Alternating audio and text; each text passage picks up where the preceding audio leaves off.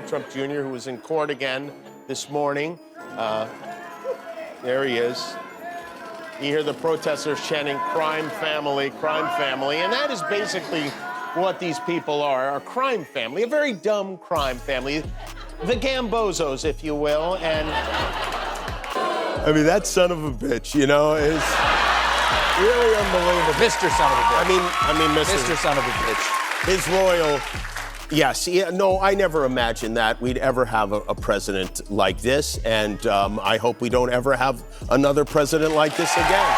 All right, let's talk about one of the most hilarious and ongoing one-man takedowns in late-night history, Jimmy Kimmel versus Donald Trump Jr. This isn't just a feud, this is a masterclass in public roasting, live television exposure, and watching a man who desperately wants to be his father's heir, but ends up being the family meme. Today, we're diving into every major moment when Jimmy Kimmel exposed, mocked, and absolutely cooked Donald Trump Jr. on live TV, and why Jr. keeps walking right into it every single time. Trump by 16 points. I'm at +3, he's at -13.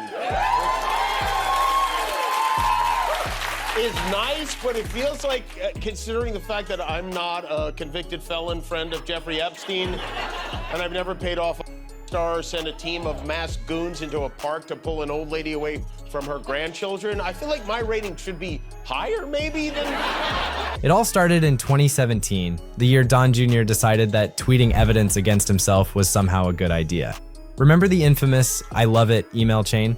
The one where he agreed to meet with a Russian lawyer promising dirt on Hillary Clinton? Instead of keeping quiet like someone with half a brain and a lawyer on speed dial, he posted the emails on Twitter himself. Jimmy Kimmel went nuclear that night on Jimmy Kimmel Live. He couldn't believe it. Nobody could. He held responsible for making safety last, but fortunately for him, he's got an ardent defender in one Donald J. Jr. Pete Buttigieg, you saw in the clip earlier, he's taking some personal time because, 19 days isn't enough time. Plus the time he spent chest feeding while we were in the midst of a supply chain crisis and 350 million Americans were depending on him to do his damn. He said it was the first time in American history that a guy voluntarily leaked his own crimes online. Kimmel called it the dumbest form of transparency in political history. The audience roared. It wasn't just a joke. It was a moment that captured how unhinged the Trump family's approach to damage control really was. From that day on, Kimmel never missed a beat when it came to Donald Trump Jr. If there was a scandal, a misstep, or a poorly timed book tour, you could bet Jimmy had a monologue ready to go. No one is more perturbed right now than Trump's most disappointing son. And guys, correct me if I'm wrong, but didn't Trump already beat Stormy Daniels in court? In all fairness, isn't she paying his legal bills or something like that? I don't know. His hands move faster than his brain. They're what is it? It's like if Jim Henson had no puppets. How you doing over there? I'm doing real good. The important thing for DJ TJ isn't necessarily defending his father in the Trump family. What's most important is this. The other thing that you should be watching is the insanity going on in the market right now. So I want to make sure that I take the time to tell you about another one of our great sponsors. Fast forward to 2018, the Brett Kavanaugh confirmation circus was dominating headlines. While the Trumps were busy politicizing the Supreme Court, Kimmel turned his spotlight back on Don Jr., who had been tweeting his outrage all over the place. Kimmel reminded his viewers that Don Jr. tweeting about women's credibility was like a fox tweeting about henhouse security. It was savage. The man has timing, and Don Jr. just keeps handing him free material. Then came 2019, the triggered era. Trump is in the UK, or as he has to be reminded not to call it, the UCK. Paddington Unbearable is in England for an official visit with the royal family. Wait till he finds out tea time has nothing to do with golf. He's going to be very upset. The royals are expected to greet the president and first lady tomorrow, but some clever Brits are already Don Jr. released his book titled Triggered, which was supposed to be about how the left couldn't handle free speech, but ironically, it ended up being the year everyone realized he was the most easily triggered of all. When he went on The View to promote it, the interview went completely off the rails. He got booed by the audience, snapped at the hosts, and looked like a man regretting every PR decision ever made. Jimmy Kimmel played the clip on his show and said, "The only thing more awkward than this interview is Don Jr. realizing he's not actually the favorite child." By the way, this was not good news for Team Trump. Yesterday, we learned that Donald Trump Jr., DJ TJ, was in, get that going, all right? Start saying it. Was in regular contact with WikiLeaks during his father's campaign, which might have something to do with why Donald Trump said he loved WikiLeaks more times during the campaign than he said he loved Melania. But DJ TJ received a number of direct messages from WikiLeaks via Twitter, and he responded to 3 of them. My favorite part of the story is his first response to WikiLeaks started with, put it up on the screen, this is real, started with, off the record. Now, this is WikiLeaks. The word leaks is right in the name. There's no off the record with them. So anyway, Junior Donald tried to minimize his relationship with WikiLeaks on his Twitter account, but they did have a relationship, although it's possible he thought he was in a conversation with Nene Leaks. It was brutal, but also painfully true. A few days later, the disaster continued at UCLA, where Don Jr. tried to hold a Turning Point USA event to promote the same book. The audience, his own conservative base, started booing him because they weren't allowed to ask questions. It was a scene straight out of a sitcom, a man selling free speech getting booed for not allowing free speech. Kimmel's monologue the next night was pure comedy gold. He said, "It turns out Don Jr. doesn't even like free speech when it's aimed at him." Don Jr., he's so embarrassing. He's on the stand, he's testifying in this $250 million fraud trial, and he has to compliment. He said his father is an artist with real estate. Yeah, he's an artist. He's Vincent Van Gogh to jail with real estate. Is what he is. And Don Jr. did what he does best, pretend he didn't care while rage tweeting about Hollywood elites. Then, in early 2020, Don Jr. showed up at CPAC, the Conservative Political Action Conference, looking a little too energetic. Kimmel jokingly suggested on his show that Don Jr. looked like he'd had one too many energy drinks, if you catch my drift. It wasn't a cheap shot, it was observational humor. The man was sweating, rambling, and pacing like he was trying to sell a used car to a raccoon. Put a gym in a building somewhere, but no one did it at the scale of my father. He's saying that his father, the father of the hotel gym, is a guy who's never stepped inside one, okay? The amount of ass kissing in this trial is insane. DJ TJ, of course, denies any and all wrongdoing and is instead going with the "our accountants did it" defense. I'm not supposed to rely on a big 5 accounting firm, like one of the biggest accounting firms in the world. I can pay them millions of dollars. I rely on them to do accounting, but I'm supposed to know more than them. By this logic, insurance companies are going to start suing patients for listening to their doctors. Right? Do you understand? Like, am I supposed to know more? Oh, Don Jr. doesn't know anything about it. I'm not an accountant. I'm a business guy.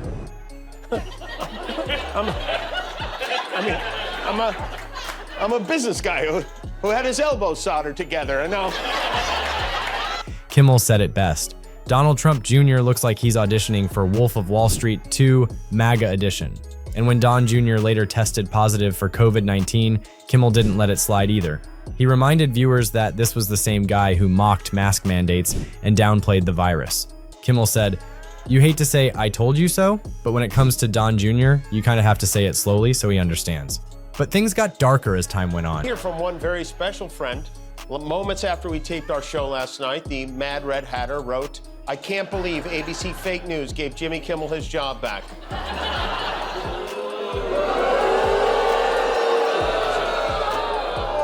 You can't believe they gave me my job back. I can't believe we gave you your job back. Don Jr. wasn't just doing weird interviews anymore. He was spreading conspiracy theories online. Earlier this year, he shared a doctored video smearing Ukrainian President Volodymyr Zelensky.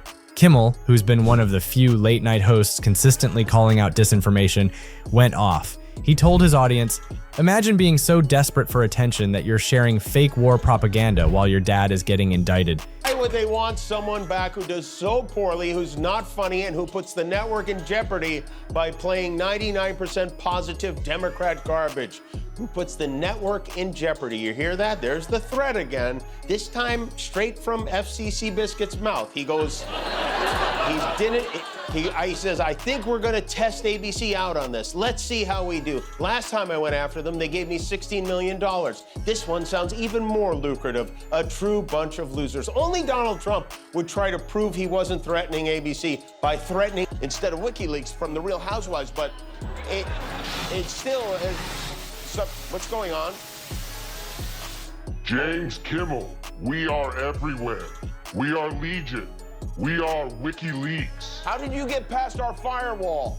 We got your password. How did you get our password? It was 1234. All right. Well, what do you want? What can I do for you? We would like to make a statement regarding our relationship with Donald Trump Jr. Oh, so you do admit to having a relationship with Donald Trump Jr.? No, we don't have a relationship. Well, you direct messaged him on Twitter, and he sent you back, I think, 4 red heart emojis and an eggplant. Yeah, it's less of a relationship, more of a friends with benefits thing. So it wasn't a relationship, it was a friendship? We're not putting labels on things. We're keeping it loose. We're open to colluding with other people. All right. All right, well, thank you for clarifying that. I appreciate it. If you're looking to collude, Jimmy, let us know. We'd love to kick it. I'll keep that in mind. Thank you very much. If I do kick it, I will. That line hit hard because it wasn't just comedy, it was truth dressed up as satire. And let's not forget the nepotism. Kimmel has roasted Don Jr. repeatedly for being a permanent +1. He called him the guy who shows up at every party nobody invited him to. He joked that Don Jr. wakes up every morning, looks in the mirror, and says, "One day I'll make Dad proud," then spends the next 24 hours proving why that's never going to happen.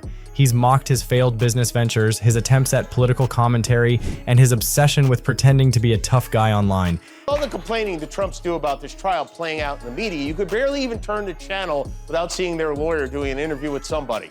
What have they been asking the kids, and tell me how they fit into all of this? They don't fit into all of this. What have they been asking the kids? It's very simple. They'll ask the kids, did you give a value to somebody? Did you do something? And everybody said resoundingly no. And these kids did nothing wrong. They should not be in this case. Ivanka's already out of the case. The boys should not be in the case. That's right. They're just boys. They're kids. Eric has a book report due this weekend. They're both still wearing pull-ups. They're on trial? I mean, come on. Don and Don Jr. had some father and son event this weekend. They went to the UFC fight at Madison Square Garden. There they are, and Trump's being cheered on with, he's got Dana White there, he's got Tucker Carlson in the back, he's got Kid Rock in tow, and of course, oh yeah, there we go, little fist bump. Don Jr. was thrilled to be a part of the group. He posted this picture of him and Tuck cackling in their blue checker print shirts. Kimmel summed it up perfectly one night. Donald Trump Jr. wants to be his dad so bad, he's just one bad spray tan away from being grounded by the Secret Service. What makes this feud so entertaining is how different their worlds are. Kimmel's background is humor and empathy. He uses comedy to hold power accountable. Don Jr.'s background, being born rich and loudly failing upwards. Kimmel calls out hypocrisy. Don Jr. sells it as merch. This morning, Trump warmed up for his date with the British press by yelling at a reporter from Australia who dared to ask about the billions of dollars he's been raking in since the election. President Trump that a president in office should be engaged in so much business activity. Well, I'm really not. My kids are running the business. I'm here. You know what the activity, where are you from? I'm from the Australian Broadcasting Corporation, Paul Farnham program. Well, the Australians, you're hurting Australia, right? In my opinion, you are hurting Australia very much right now. And they want to get along with me. You know, your leader is coming over to see me very soon.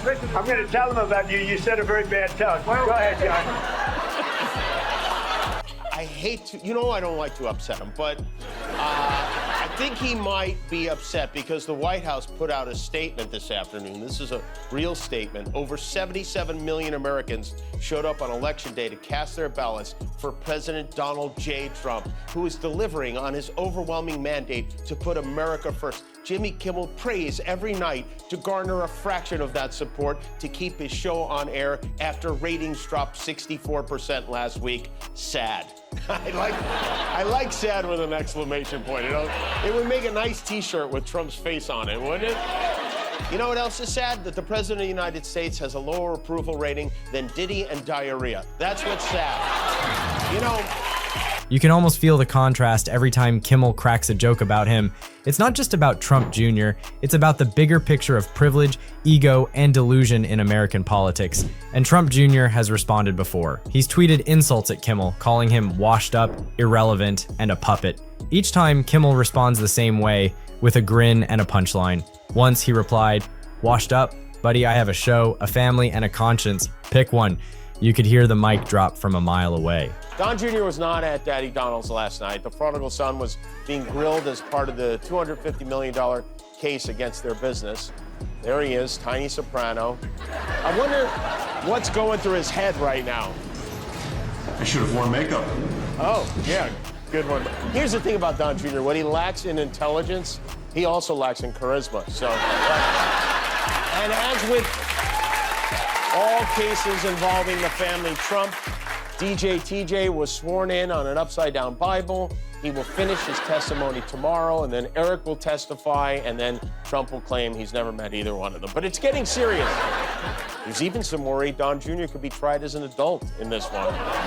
Trump was not there in person to support his sons. He had a Halloween party to host. The brilliance of Jimmy Kimmel's ongoing takedown of Don Jr. is that it doesn't rely on cruelty. It relies on exposing the hypocrisy. When Kimmel mocks him for saying fake news while sharing fake videos, he's not just dunking on the man, he's teaching the audience how gaslighting works. When he laughs at Don Jr. calling Democrats elitists while sitting in a gold tower, he's pulling back the curtain on the absurdity of MAGA privilege. That's why it lands. It's not partisan comedy, it's reality therapy. But he did lash out at the judge on Truth Social. He wrote, "There's no victim except me. Leave my children alone, Engoron. You are a disgrace to the legal profession." That's right, leave my children alone. It's easy, I've done it their whole lives. But I will say one thing you do have to hand to the Trumps, they stick together, whether they're running a fake university or a phony charitable organization or just burying their mother on a golf course. See here. They are a unified front. And honestly, part of the reason this feud never dies is that Don Jr. just can't stop giving Kimmel material. He's like a walking, talking setup line. Every tweet, every interview, every public tantrum is another opening for Kimmel to turn into a punchline. And at this point, Kimmel doesn't even have to exaggerate, he just has to play the clips. Now here's where I want to hear from you. Do you think Jimmy Kimmel is right to call out Don Jr.'s hypocrisy, or do you think he goes too far? But there is no accountability. There's not even the expectation of these guys doing their jobs. And what is your job exactly? I mean, seriously, besides yelling at your laptop, what is it that you do for a living? What do you write on your tax return, son? Donald Trump Jr. is the only guy in America who claims himself as a dependent. Fox News. He also spent some time bragging about his $200 million ballroom again. He said it's going to be the greatest ballroom anywhere in the world. Oh, how exhilarating for all of us. He's so excited for these balls, he can taste them. Trump claims he's going to pay for some of the cost of the ballroom as a gift to us, which, thank you very much. We'll never be in it, but thank you very much. And he's already figured out where to get the money. Trump today became the first president to sue the New York Times. Drop your thoughts in the comments. Tell me, what's your favorite Jimmy Kimmel moment roasting the Trump family? Because let's be honest, there are too many to count. And before you go, hit that like button if you think truth deserves a laugh every now and then. Subscribe to America Facticity for more sharp, fact-based commentary that doesn't sugarcoat corruption. Because sometimes the best way to expose power isn't by shouting, it's by laughing while they implode on live TV.